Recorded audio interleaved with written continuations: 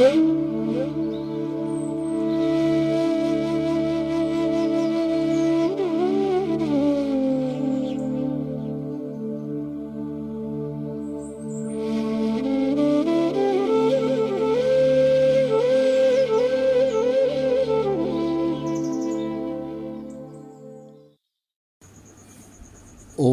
জয়ন্তী মঙ্গলা কালী ভদ্রকালী কপালিনী দুর্গা শিবা ক্ষমা ধাত্রী সোহাস্বাধা নমস্তুতে।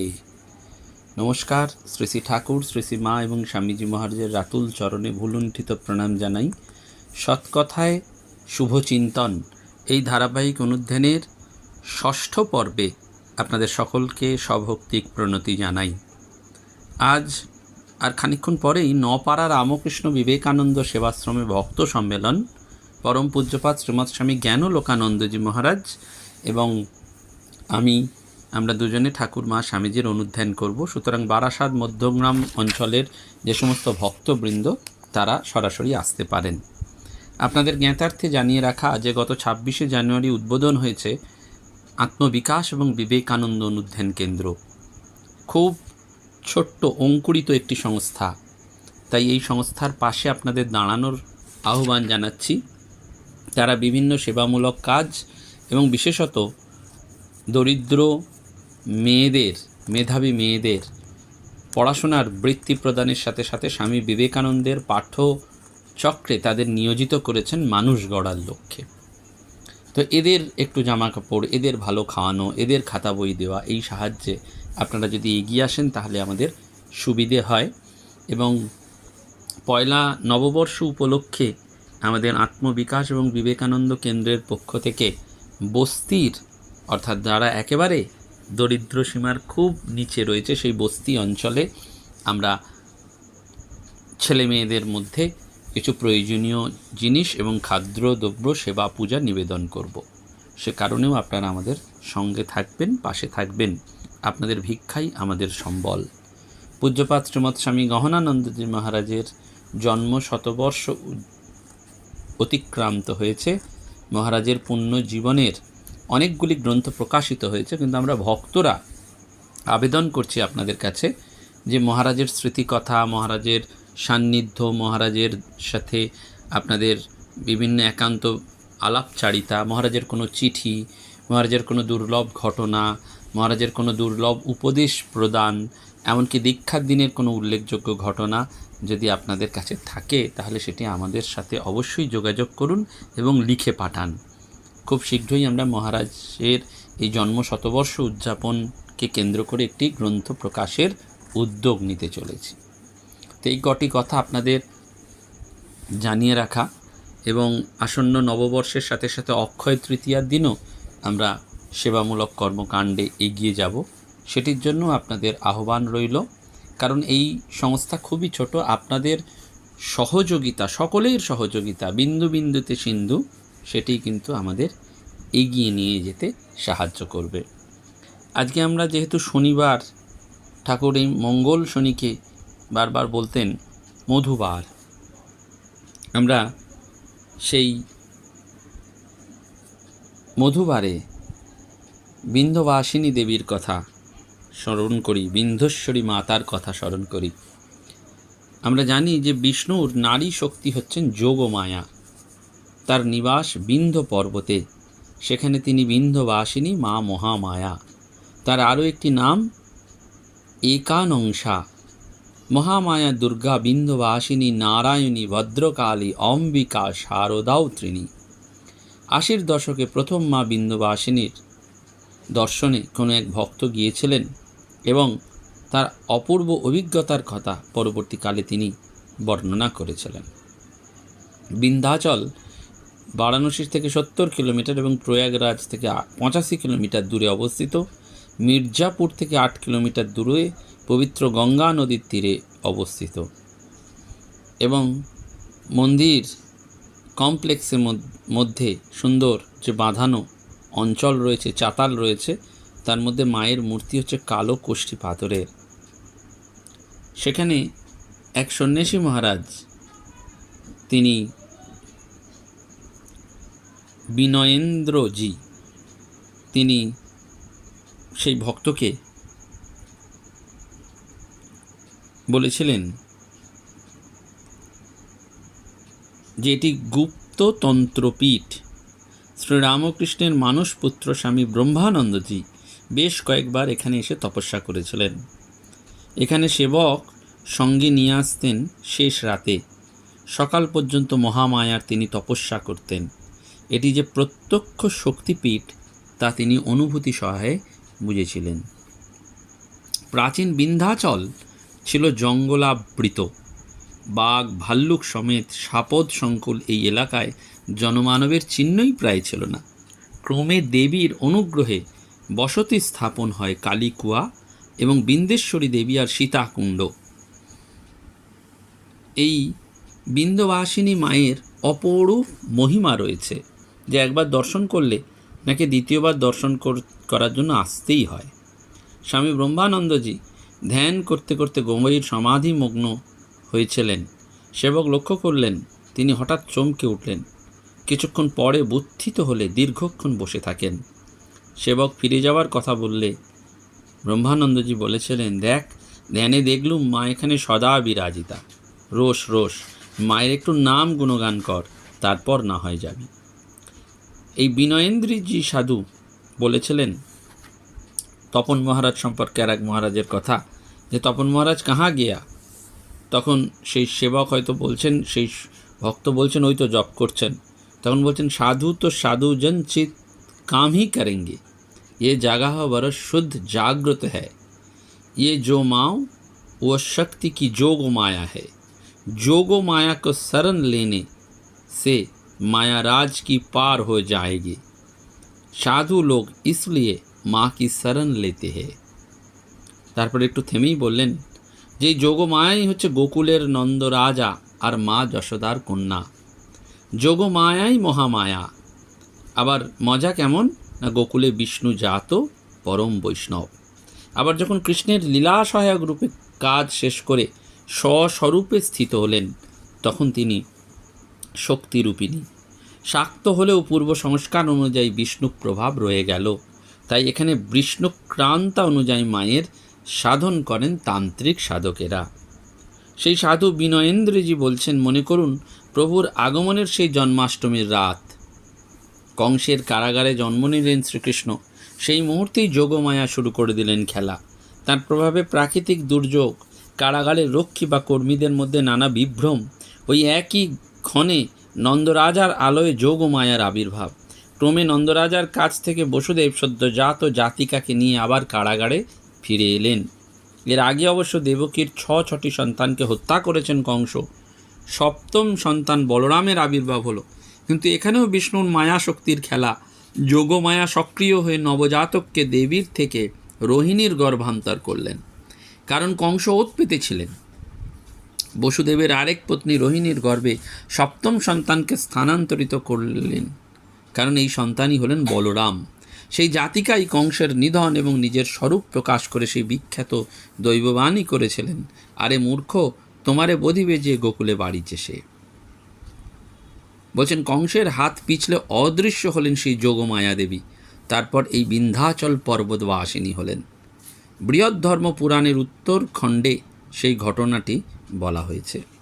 কংস সেই নবজাতিকার পা দুটি ধরে একটানে ছিনিয়ে নিয়ে পাথরের ওপর ছুঁড়ে ফেলার জন্য যেই তুলেছেন, কংসের হাত পিছলে তিনি শূন্যে নাগালের বাইরে চলে গেলেন এবং অট্ট হাসিতে দিক বিদিক কাঁপিয়ে দিলেন। পরিবর্তিত হতে লাগলো তাঁর রূপ।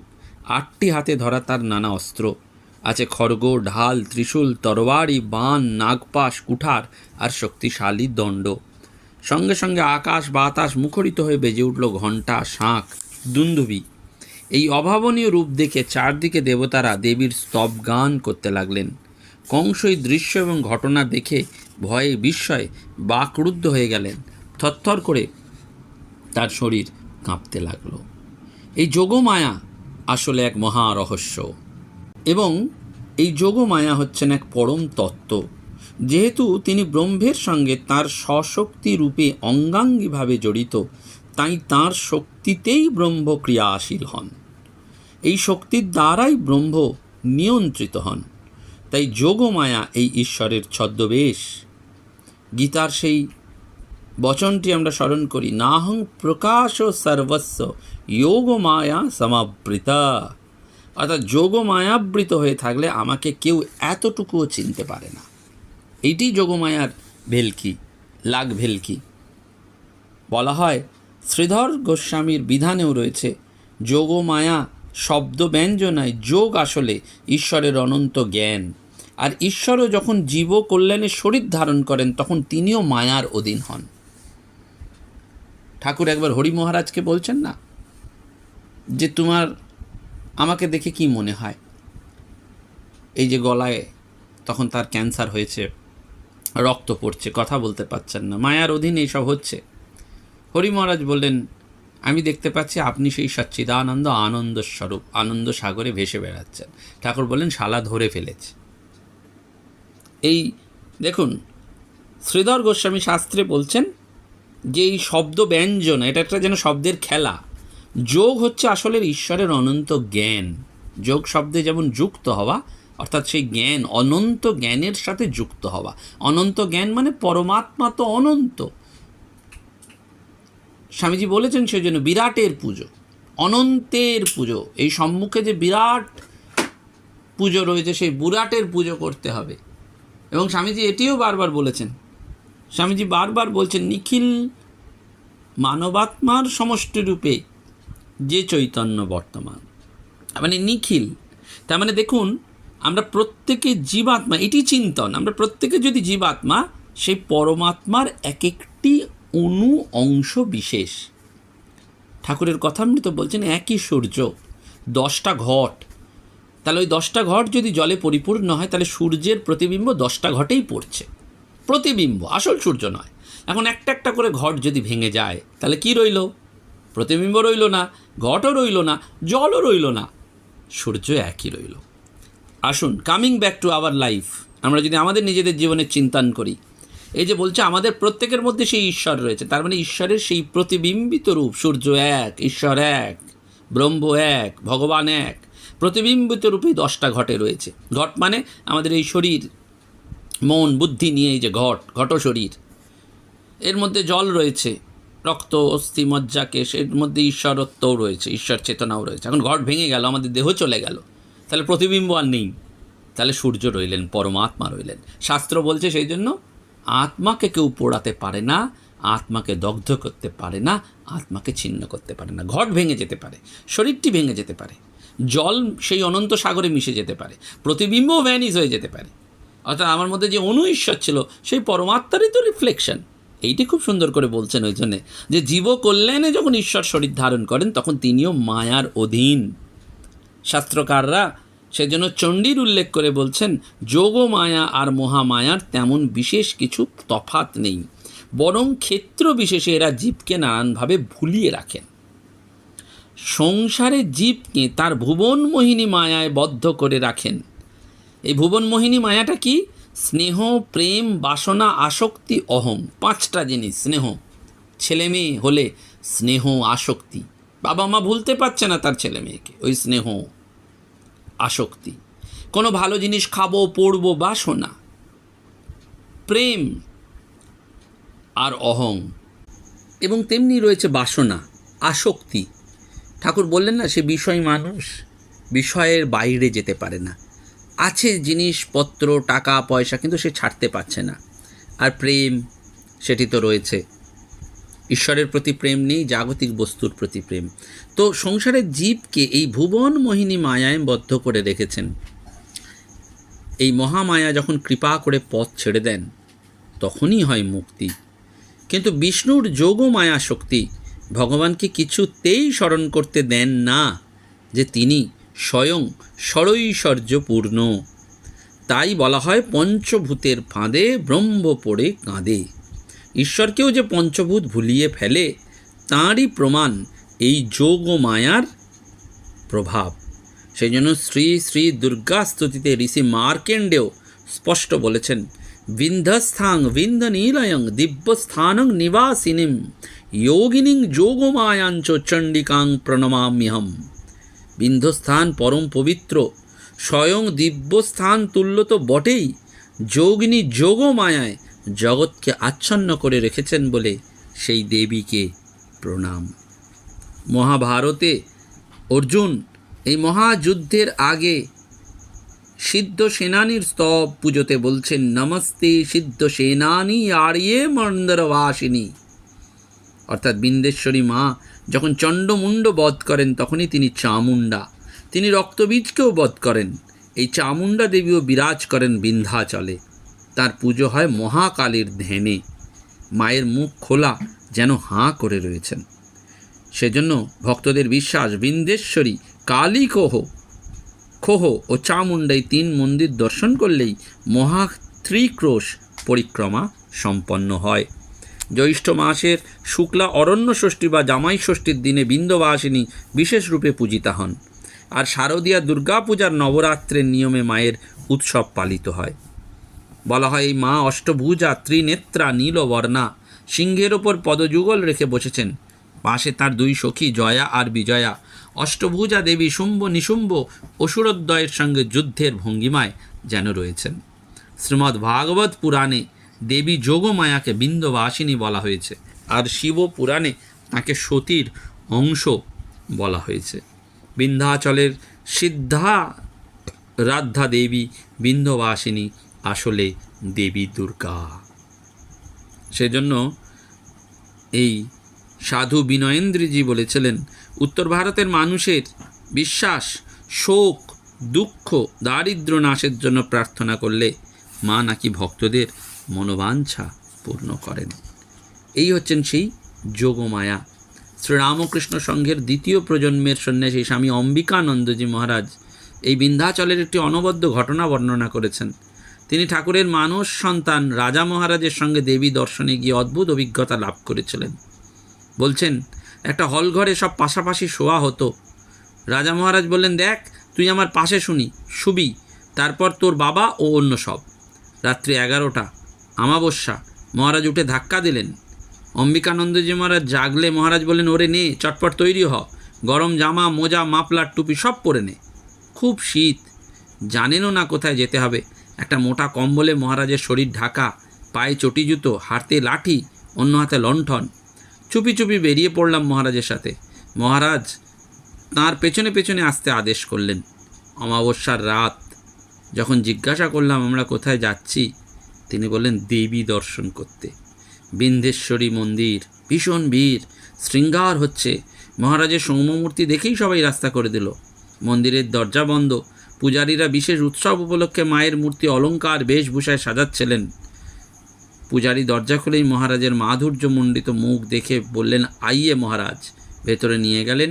মহারাজ দেবীর সামনে একেবারে গিয়ে বিস্ময় বললেন, আহা কি সুন্দর, কি সুন্দর। পরমুহূর্তে ভাবাবিষ্ট হলেন। পূজারী ও ভক্তরা মহারাজের সেই ভাব বিহ্বল অবস্থা দেখছিলেন। মহারাজ মায়ের সামনে দাঁড়িয়ে বললেন, গা না ওই গানটা, কালো কামিনী মরালো গামিনী নিরদ বরণী দামিনী বিহরে। গান ধরলেন স্বামী অম্বিকানন্দজি। সেই ছোটবেলার সরু গলা। হঠাৎ সব লোক দরজার কাছে ভিড়। পাণ্ডারা অবাক, এরকম কোনো দিন তারা ঘটনা দেখেননি। মাকে সাষ্টাঙ্গে প্রণাম করে মহারাজ পরিক্রমা করে নাট মন্দিরে বসলেন। বললেন, একটু মায়ের চিন্তা কর। স্বামী অম্বিকানন্দজি জিজ্ঞাসা করলেন, কি করে ধ্যান করব? মহারাজ বললেন, মায়ের উপস্থিতি চিন্তা কর। তারপর আবার বাসস্থানে ফিরে এসে জামা কাপড় ছেড়ে চুপচাপ শুয়ে পড়া হলো। কেউ জানল না। মহারাজ হাত ধরে নিয়ে গেলেন, আবার নিয়ে চলে এলেন। এইটি সেই শুভ চিন্তন। সেজন্য এই যেমন বিন্দেশ্বরী মায়ের বিশ্বাসে কিংবদন্তিতে যোগমায়া সম্পৃক্ত রয়েছে, তেমনি দিল্লিতেও একটি যোগমায়ার মন্দির রয়েছে। দিল্লির মেহরৌলিতে এই যোগমায়ার অস্তিত্ব নিহিত আছে শ্রীকৃষ্ণের ভগ্নী রূপে মায়া দেবী নামে। মা বিন্ধ্যবাসিনীর অহেতুকী ভক্তি যেন আমরা লাভ করতে পারি। সাধু বিনয়েন্দ্রজি বলেছিলেন, যোগমায়ার কাজই হলো ভুলিয়ে দেওয়া। রজ্জুতে সর্পভ্রম অথবা মরীচিকা। ইনি স্বয়ং ভগবানকেও মায়ামুগ্ধ করতে পারেন। নানান অপ্রাকৃত ক্রিয়াকাণ্ড ঘটিয়ে থাকেন। আবার মজার ব্যাপার, ভক্তের শুদ্ধা ভক্তি আর নিষ্কাম প্রেমের কাছে যোগমায়া বাঁধা পড়ে যান। সেজন্য আমাদেরও প্রার্থনা করতে হয়, নিশুম্ব শুম্ভ গর্জিনী প্রচণ্ড মুণ্ড খণ্ডিনী বনের অনে প্রকাশিনী ভজামি বিন্ধ্যবাসিনী। আমরা আজকে শনিবারের এই পুণ্য প্রভাতে সেটি আমরা স্মরণ করছি যে এই যোগমায়া সব করতে পারেন। এই যোগমায়ার কাজই হচ্ছে সব ভুলিয়ে দেওয়া, আর এই মহামায়া কৃপা করেন। সেই যোগমায়া মহামায়া আমরা বারবার সেই মায়ার রাজত্বে রয়েছি। ঠাকুর সেই জন্য বারবার বলছেন, মহামায়ার শরণাগত হও, শরণাগত তব চরণে। এই শরণাগতি ছাড়া আর অন্য কোনো উপায় নেই।